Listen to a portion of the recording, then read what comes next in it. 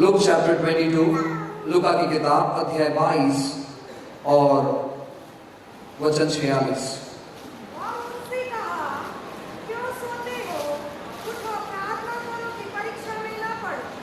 ठीक है, बाइबल कहता है उठो प्रार्थना करो कि परीक्षा में ना पड़ो। उठो प्रार्थना करो कि परीक्षा में ना पड़ो। केवल 3 शब्द, लेकिन मैं आपसे बताना चाहता हूं कि कैसे ये 3 शब्द हमारे जीवन में परिवर्तन और बदलाव लेकर आ सकते हैं। मैं आपसे कहना चाहता हूं प्रियो कि इन दिनों में बहुत सारी समस्या मसीह लोग सामना कर रहे हैं, बहुत सारी परेशानी मसीह लोग सामना कर रहे हैं, बहुत सारी दिक्कतें मसीह लोग सामना कर रहे हैं। बढ़ोतरी नहीं है, लोग बहुत सारा चीज अपेक्षा करते हैं लेकिन वो पूरी नहीं होती। मैं आपको बताना चाहता हूं कि कैसे परमेश्वर हमारे जीवन में उन्नति ला सकता है, हमारे जीवन में बढ़ोतरी ला सकता है। ऐसा कौन सा चीज हमें करना चाहिए जिसके द्वारा हम परमेश्वर में बढ़ते रहे। आपको याद होना चाहिए कि जब हमारा उद्धार हुआ था हमें बहुत सारा चीज पता नहीं था, बहुत सारे पास्टर्स पता नहीं थे, हमें बहुत सारा किताब पता नहीं था। हमें केवल पता था कि जिस चर्च में हम जाते वो चर्च एक किताब ब्लैक कलर का जिसको हम बाइबल कहते हैं, और प्रार्थना हमें करना है, टूटा फूटा प्रार्थना। और हम कुछ समय तक जब भी हमें वक्त मिलता है हम लगातार तौर पर प्रार्थना करते हैं। लेकिन ऐसा होता है कि कुछ समय के बाद हम जब कुछ सभाएं अटेंड कर लेते हैं, कुछ किताबें पढ़ लेते हैं, कुछ वचनों को याद कर लेते हैं, तो यहाँ पर कुछ तो होता है। और फिर हम लोग क्या करना चालू करते हैं मालूम है क्या? फिर हम लोग बातें करना चालू करते हैं। यार वो सभा में गया था, बहुत मजा आया। आराधना आज का संडे का जो सभा था, आज आराधना बहुत मजा आया, लेकिन ये गाना मुझे पसंद नहीं आया। और हम लोग कई प्रकार के ऐसे बातें करना चालू करते हैं। मैं आपसे कहना चाहता हूं प्रियो, जो प्रार्थना करने वाले लोग हैं वो थोड़ा सा कम बोलते हैं। जो प्रार्थना करने वाले लोग हैं वो बेकार में बकबक नहीं करते। जो प्रार्थना करने वाले लोग हैं वो यहां वहां की बातें नहीं करते हैं। बाइबल ऐसे कहता है उठो प्रार्थना करो ताकि तुम परीक्षा में ना पड़ो। मैं आपसे कहना चाहता हूं कई बार हमारे जीवन में हम जब परीक्षा में फंसते हैं, हम जब परीक्षा में पढ़ते हैं, तो समस्या क्या होती मालूम है क्या? शायद हम अपने जबान का ठीक तौर पर इस्तेमाल नहीं करते हैं। मैं आपसे कहना चाहता हूं इन दिनों में अगर आप बीमार हो तो मैं आपसे कहना चाहता हूं ना कि होने दो कि आपको प्रार्थना करना चालू करना चाहिए, क्योंकि प्रार्थना एक ऐसा जरिया है जो आपके जीवन में आपके सारे सवालों का जवाब लेकर आ सकता है। हमें मालूम है कि प्रार्थना कितना इंपॉर्टेंट है। प्रार्थना मुर्दे को जिला सकता है, प्रार्थना लंगड़े को चला सकता है, प्रार्थना बीमारियों को छुटकारा दे सकता है, प्रार्थना सब कुछ कर सकता है, प्रार्थना स्वर्ग को जमीन पर लेकर आ सकता है। हमें सब मालूम है, लेकिन जब हम परेशानी में फंसते हैं, जब हम समस्या में फंसते हैं, तो उस समय हम भूल जाते हैं कि प्रार्थना क्या काम करता है। बाइबल कहता है उठो प्रार्थना करो कि तुम परीक्षा में ना पड़ो। अगर आप परीक्षाओं से बचना चाहते हो, अगर आप शत्रु के चंगुल से बचना चाहते हो, शत्रु के जाल से बचना चाहते हो, तो मैं आपसे कहना चाहता हूं ना कि होने दो कि हमारा जीवन हमें अलग करना है प्रार्थना करने के लिए, क्योंकि वही एक स्थान है जो हमें सुरक्षित रखता है, वही एक स्थान है जो हमें प्रोटेक्ट करता है, वही एक स्थान है जो हमें आगे लेकर जाता है। मैं आपसे कहना चाहता हूं यीशु ने जब अपनी सेवकाई शुरुआत की, मैं आपसे कहना चाहता हूं कि उसके शुरुआत की सेवकाई में उन्होंने शुरुआत किया प्रार्थना करना। और देखो कि कैसे उस प्रार्थना का प्रभाव कुछ ही साल में कितना सारा परिवर्तन होता है। हम हर दिन हर रोज क्या करते हैं? यहां वहां की बातें करते रहते हैं। वो ऐसा है, वो ऐसा है, वो ये है, वो है। मैं आपसे कहना चाहता हूं प्रियो, शत्रु इन दिनों में चर्च में ऐसी गड़बड़ी ला रहा है या विश्वासियों में ऐसी गड़बड़ी ला रहा है, जो काम उन्हें सौंपा गया था, जो जिम्मेदारी उन्हें सौंपी गई थी, वो छोड़कर वे दूसरों के बारे में ज्यादा चर्चा करते हैं। और उसी के वजह से शत्रु को मौका मिलता है हमारे जीवन में आकर कार्य करने के लिए। बाइबल में ऐसे लिखा है कि शैतान को अवसर मत दो या शैतान को मौका मत दो। कई बार हम विश्वासी उसको मौका देने के वजह से वो हमारे जीवन में कार्य करता है। जब हम किसी के विरोध में बात करते हैं तो मैं आपसे कहना चाहता हूं ना, उसे मौका मिल जाता है हमारे जीवन में कार्य करने के लिए।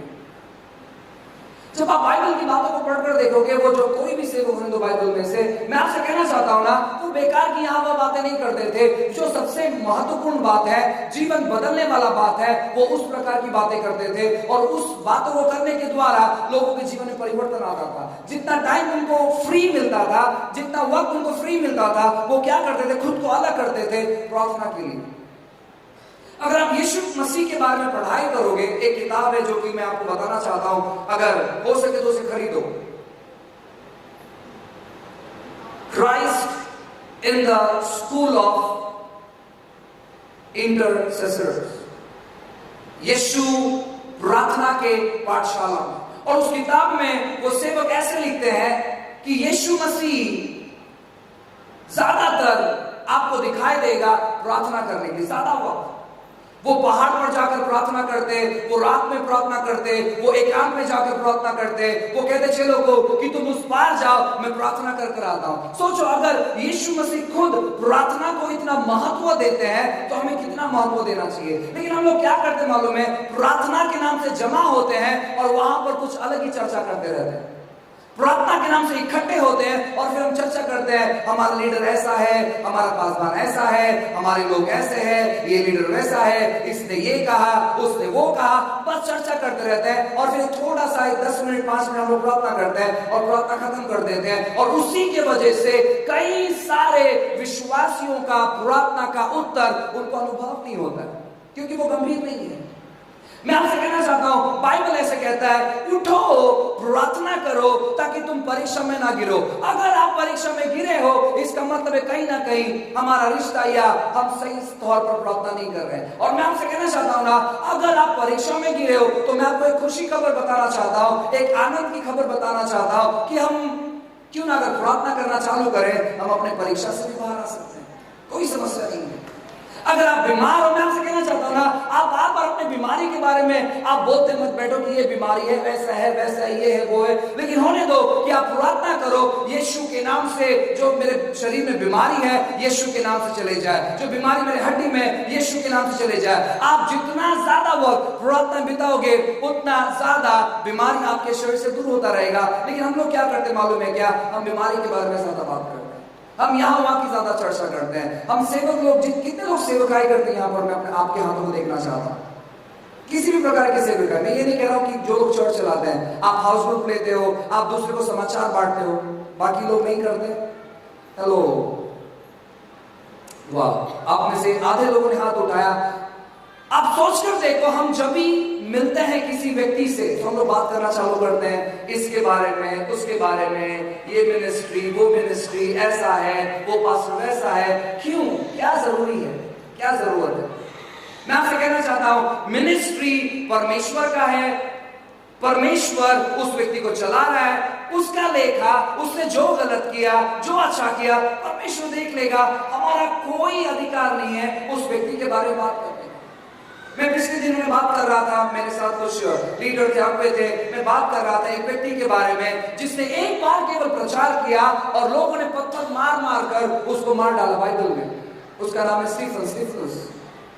उसने केवल एक ही संदेश दिया, एक ही प्रचार उसने किया और बाइबल ऐसे कहता है कि लोगों का हृदय टूट गया और लोगों ने अपना कान बंद कर लिया। उन्होंने पत्थर उठाया और स्टीफन को मारने लगे और उसको खत्म कर दिया, केवल एक प्रचार।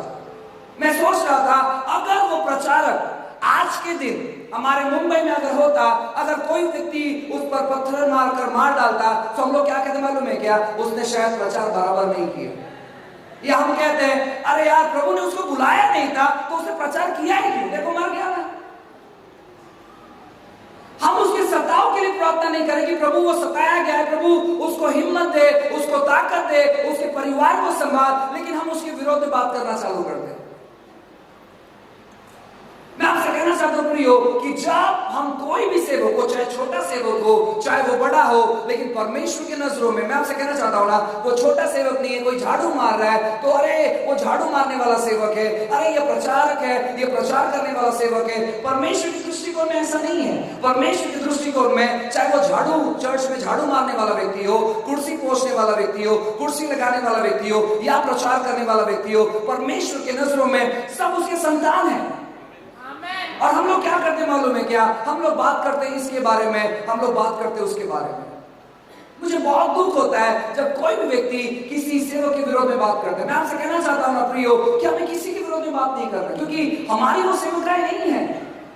हमारी सेवकाई आराधना करने की, हमारी सेवकाई लोगों को जगह समाचार सुनाने का, हमारा सेवकाई बीमार लोगों को मिलना, उनके लिए प्रार्थना करना। हमारा जो सेवकाई परमेश्वर ने दिया है हमें उसको कंटिन्यू करना है। दूसरों के सेवकाई में हमें टांग नहीं अड़ाना है। मैं आपसे कहना चाहता हूं जब भी कभी हम दूसरे के विरोध में बात करना चालू करते हैं वहां पर बहुत बड़ी समस्या है। हमें पता नहीं चलता है लेकिन हमारे पीछे कुछ ना कुछ समस्याएं चालू हो जाती है, हम परीक्षा में फंसने लगते हैं। अगर आप परीक्षा में नहीं फंसना चाहते हो, मैं आपसे कहना चाहता हूं ना, अगर कोई भी व्यक्ति किसी के विरोध में बात कर रहा है, वो आपसे कह रहा है पता है मुझे अच्छा नहीं लगा ये चीज, आप होगी प्रार्थना करो, अच्छा नहीं लगा आप उस व्यक्ति के लिए प्रार्थना करो। अगर मुझे कोई बात पसंद नहीं है, मैं उसके लिए प्रार्थना करना चाहिए, ना ही तो दूसरे के साथ जाकर डिस्कस करना चाहिए। हमारे मुंबई में एक दुर्घटना हो गया और पूरा मुंबई, पूरा भारत इसके बारे में बात कर रहा है। हमारे करीबी एक पास्टर है जिनका लड़के का देहांत हो गया, वो गुजर गए और उन्होंने अपेक्षा किया, इंतजार किया, वेट किया कि वो उठेगा। वो प्रार्थना करने लगे और कई लोगों ने उनको मदद किया, कई लोगों ने उन्हें सपोर्ट किया, कई लोग जाकर उन्हें प्रोत्साहित किए, प्रार्थना किए, लेकिन आखिर में वो उठा नहीं। मैं आपसे कहना चाहता हूं ना, कई सारे सेवक जो मेरे मित्र हैं वो मुझे फोन करते हैं क्योंकि हैंडबिल पर उनका नाम है, अरे यार तुमने इस व्यक्ति को बुलाया है, पता उसने क्या क्या किया। मैंने कहा क्या किया, ऐसे ऐसे। मैंने कहा सर अगर आप उनके बारे में अच्छा बात नहीं कर सकते तो कम से कम बुरा तो बात मत करो। किसी ने हिम्मत नहीं किया जाकर मुर्दे को जिलाने के लिए, लेकिन एक कदम आगे तो बढ़े। मैं आपसे कहना चाहता हूं ना, कई बार जो चीज हमें नहीं करना चाहिए हम वही चीज करते हैं, जो चीज हमें करना चाहिए हम उस पर ध्यान ही नहीं लगाते, हम ध्यान ही रखते हैं। मैं आपसे कहना चाहता हूं अगर परमेश्वर ने आपका उद्धार करवाया है तो मैं आपसे कहना चाहता हूं इसलिए उद्धार करवाया है ताकि आप कईयों के उद्धार का कारण ठहर सको और कईयों के बढ़ोतरी का कारण ठहर सको। आप एक दूसरे को बढ़ाने वाला व्यक्ति बनना चाहिए, लेकिन इन दिनों में बहुत सारे लोगों के अंदर प्यार ठंडा पड़ गया है, कोई एक दूसरे से प्यार नहीं करता है। अगर मैंने इसके बारे में अच्छी बात की तो ये व्यक्ति मेरे बारे में अच्छा बात करेगा, अगर मैंने इसके बारे में कुछ बुरी बात की तो ये मेरे बारे में और 4 बुरा बात करेगा। ऐसे ही चल रहा है और उसी की वजह से हमारा सेवकाई नहीं बढ़ रहा। क्योंकि प्रभु क्यों बढ़ाएगा? कई सारे लोग, चेंबूर के कई सारे लोग अपने चर्च के लोगों को सिखाते हैं, अरे ये जो व्यक्ति है इसके पास बहुत सारा पैसा आ गया। ये आज से 4 साल पहले उनके चर्च के बिलीवर ने मुझे फोन किया, एक पास्टर के बिलीवर ने, और कहा पास्टर हमारे चर्च में आपका ही प्रचार होता है। मैंने कहा मतलब समझा नहीं मुझे। नहीं वो चर्च ऐसा है, वो सबको पैसा बांटता है। मैंने कहा पैसा तो मैंने कभी किसको बांटा ही नहीं, और अगर मैं बांटूंगा तो प्रॉब्लम क्या है भाई? मैंने अभी तक किसी को पैसा बांटा नहीं, लेकिन अगर मैं बांटूं तो भी प्रॉब्लम क्या है? इतना बड़ा हमारे पास बाइबल है, इतना गहरा है, इतना बड़ा विषय है, उसको छोड़कर हम क्यों किसी के बारे में चर्चा करते हैं? एक कलीसिया था और उस कलीसिया के बाजू में और एक कलीसिया था। इस कलीसिया में मुझे लगता है उस समय लगभग 10,000 लोग थे और दूसरी कलीसिया में लगभग 35,000 लोग थे। सोचो कौन सी कलीसिया बड़ी है? हेलो, एक दिन याद है आपको? 35,000, जहां पर 35,000 लोग हैं, कलीसिया बड़ी है। लेकिन ये जो 35,000 लोगों की जो कलीसिया है ना, ये पास्टर हमेशा हर संडे उस 10,000 वाली कलीसिया के बारे में बात करता था कि वो ऐसा है, वो वैसा है, वो ये है, वो है, ऐसा प्रचार वहां पर चलता है, वैसा प्रचार वहां पर चलता है, वो झूठा प्रचारक है, वो ऐसा प्रचारक है, उसका ये ठीक नहीं है, उसका वो ठीक नहीं है। हर संडे मुझे लगता है शायद परमेश्वर में कंटाल आ गया, उसने कहा मेरा इतना सारा विषय है, इतना सारा काम है, तो क्यों उसके बारे में बात कर? उसने लगभग 4 से 6 महीने ऐसे बात की। 7वें महीने उसने किताब प्रिंट किया।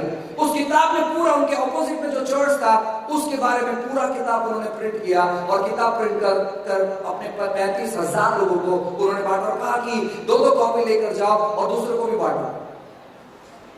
8वें महीने में क्या होता है? 8वें महीने में जो 35,000 लोगों का जो अगुवाई करता, जो पास्टर था, उसको हाउस अरेस्ट कर दिया गया। हाउस अरेस्ट यानी आपको घर में ही रहना है, आप घर से बाहर नहीं निकल सकते। आप प्रचार नहीं कर सकते, आप चर्च में जाकर प्रचार नहीं कर सकते, आप कुछ नहीं कर सकते। मुझे लगता है शायद परमेश्वर तंग आ गया रहेगा और कहा होगा कि अब तेरा तू मुंह बंद कर, उसको बढ़ने दे। और अब जिसके चर्च में 10,000 लोग थे, अब उसके चर्च में लगभग 40,000 लोग हैं। मैं आपसे कहूं, मैं इस खबर से मैं खुश नहीं हूं, क्योंकि ये भी परमेश्वर का घर है और ये भी परमेश्वर का ही घर है। मैं आपसे ये कहना चाहता हूं प्रियो, कोई कुछ भी करने दो, हमें कुछ लेना देना नहीं है। अगर आप बढ़ोतरी करना चाहते हो, अगर आप बदलाव करना चाहते हो, मैं आपसे कहना चाहता हूं ना, जो दर्शन परमेश्वर ने आपको दिया है, जो मकसद परमेश्वर ने आपको दिया है, जो योजना परमेश्वर ने आपको दिया है, आप बिजी हो जाओ वो योजना, वो दर्शन अपने लोगों तक लेकर जाने के लिए। उनको बताओ कि आपका दर्शन क्या है। लेकिन हम विश्वासी क्या करते मालूम है क्या? हम विश्वासी एक दूसरे का बुराई निकालने के लिए हमारे पास वक्त नहीं बचता है, बस उसमें बिजी है, हम उसमें बिजी है। हम जब भी मिलते हैं यहाँ वहां की बात, जब भी मिलते हैं इसकी उसकी बात, जब भी मिलते हैं बुरी बुरी बात, और उसी की वजह से हमारा तो बढ़ोतरी नहीं है। हमें लगता तो है कि हम अगर मुर्दे के ऊपर हाथ रखें तो मुर्दा जिंदा हो जाए, हमें लगता तो है कि लंगड़े व्यक्ति के ऊपर हाथ रखे लंगड़ा चंगा हो जाए, लेकिन होता नहीं है, क्योंकि हम बात करते रहते हैं यहाँ वहां। अगर आप पढ़ोगे प्रेरितों के काम अध्याय 3, बाइबल कहता है कि तीसरे पहर पतरस और यूहन्ना प्रार्थना करने के लिए मंदिर में जा रहे थे। जब लोग सो रहे थे दोपहर में, तब उन्होंने ठान लिया कि हमें प्रार्थना करने के लिए जाना चाहिए। मैं आपसे कहना चाहता हूं, इन दिनों में बहुत जरूरी है, अगर शत्रु बहुत ही अद्भुत तौर पर काम कर रहे हैं, बड़े मात्रा में काम कर रहा है, लोगों में फूट लेकर आता है, समस्या लेकर आ रहा है, बीमारी लेकर आ रहा है, वायरस इश्यूज लेकर आ रहा है, तो मैं आपसे कहना चाहता हूं ना, हम विश्वासियों को प्रार्थना करना बहुत जरूरी है। हमारा घर, बाइबल कहता है, यीशु कहता है कि मेरे पिता का घर प्रार्थना का घर कहलाना चाहिए। और मैं आपसे कहना चाहता हूं ना, यीशु हमारे पीढ़ी को इस सदी में कहता है कि ये जो घर मेरा है, ये प्रार्थना का घर होना चाहिए। प्रार्थना के घर वाले, मैं आपसे कहना चाहता हूं ना, जब समस्या को देखते हैं तो वो समस्या के बारे में बात नहीं करते हैं। जो यीशु के जो घर है, जो उसके पिता का घर है, जब समस्या को देखता है तो मैं आपसे कहना चाहता हूं ना, वो घुटने पर आकर प्रार्थना करता है कि परमेश्वर आप अनुग्रह करें। वो परेशानी दूसरों के साथ बांटता नहीं है कि पता है वहां पर ऐसी समस्या है, वहां पर ये चीज है, वहां पर वो चीज है, वो झूठा है, वो सच्चा है, वो अच्छा भविष्यवक्ता है, ये ऐसा है, वो ये नहीं बांटता है। लेकिन वो क्या करता है मालूम है? जो दर्शन परमेश्वर ने उसे दिया है, अगर उसे लगता है कि वो परमेश्वर के विरोध में काम कर रहा है, तो वो गुप्त तौर पर आता है और वो उस चीज के लिए प्रार्थना करता है। अगर किसी व्यक्ति ने हमको हर्ट किया, आज बहुत सारे सेवक ऐसे हैं, अगर किसी ने उनको चोट पहुंचाया तो वो सीधा श्राप देना चालू कर दें। हालांकि बाइबल हमें कहता है कि तुम्हारे शत्रुओं से प्रेम करो और जो तुम्हें श्राप देते हैं उनको आशीष दो। हम ये भूल गए। अगर किसी ने भी चोट पहुंचाया, प्रभु तुमको देख लेगा, प्रभु तुम्हारे साथ न्याय करेगा। और मैं आपसे कहना चाहता हूं, अगर आपको आपके भाई ने चोट पहुंचाया, उसके लिए प्रार्थना करो कि प्रभु आप इनको समझदारी दो, प्रभु इन पर अनुग्रह करो, आप उनके लिए रो। तभी जाकर परमेश्वर उस हृदय को देखेगा और आपको बढ़ाएगा। प्रभु क्यों बढ़ाए ऐसे कलीसिया को जो उसके विषय में बात ही नहीं करते? प्रभु क्यों बढ़ाए ऐसे व्यक्ति को जो उसके बारे में बात ही नहीं करता है? सोचो, मैं यीशु के बारे में बात नहीं करता हूं, मैं यहां वहां इसके उसके बारे में बात करता हूं। मैं यीशु के बारे में चर्चा नहीं करता हूं, मैं इसके उसके बारे में चर्चा कर रहा हूं। मैं यीशु के बारे में समाचार नहीं बांट रहा हूं, मैं इसके उसके बारे में समाचार बांट रहा हूं। एक दिन क्या हुआ कि मैं और मेरी पत्नी रिसेंटली ऑटो में से जा रहे थे और हम लोग बात कर रहे कलीसिया की कि प्रभु कैसा कर रहा है, प्रभु ऐसा है, प्रभु भला है। हम बात कर रहे हैं और ऑटो में से उतरने के बाद वो ऑटो वाला बोलता है, आप जिसके बारे में बात कर रहे हो ना, बहुत सारे लोग ऐसे बात करते हैं।